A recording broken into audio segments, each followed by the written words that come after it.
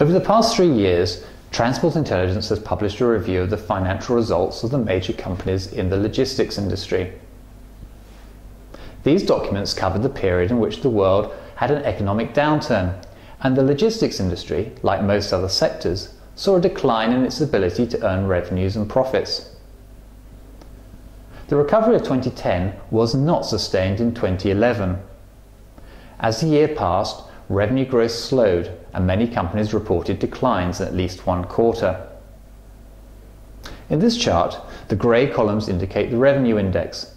EBITDA and operating profit as percentages fell only slightly during the recession, but return on assets fell more sharply, suggesting that, as revenues fell, assets became underutilized. Margins have been recovering slowly after the recession, but in 2011, EBITDA and operating profit margins were below those of 2007. By contrast, returns on assets are now slightly higher than they were then. This chart shows revenue indices for each of the logistics sectors. Contract logistics, freight and trucking, and express parcels have all tracked in a similar way, with contract logistics revenues holding up better in the recession but growing more slowly afterwards. Freight forwarding grew more quickly up to the onset of the downturn, and after falling sharply in the recession has bounced back.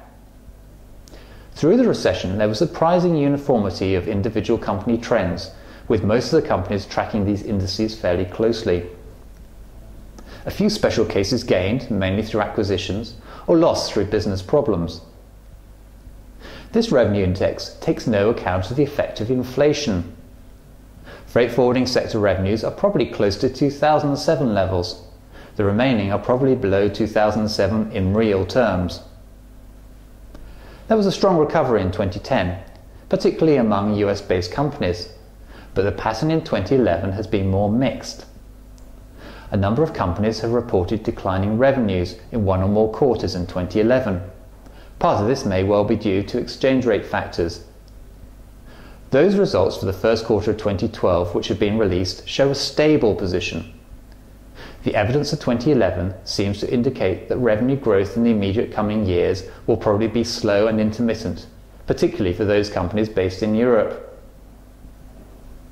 This chart shows the operating profits earned by each sector. It might be expected that the sectors requiring heavy investment in infrastructure would produce higher margins than a sector such as freight forwarding, which typically operates by subcontracting. It should not therefore be surprising that the express parcel operations of the integrators have been the most profitable. It is, however, more surprising that the freight forwarding sectors has sustained profits of around 5.5% to 6% of revenues, even through the recession. Contract logistics margins briefly fell below 2% in the recession, but seem to be recovering. Must, however, be questioned whether the average 4% margins which are now being reached are sufficient to support companies which are at the cutting edge of the supply chain industry. In 2011, all the sectors showed improving margins, despite uncertain revenue growth. It seems that as the industry moves out of recession, there is a movement towards improving margins, despite the continuing pressures of a faltering recovery. For more information about the report Global Transport and Logistics Financial Ratio Analysis, visit our website www.transportintelligence.com.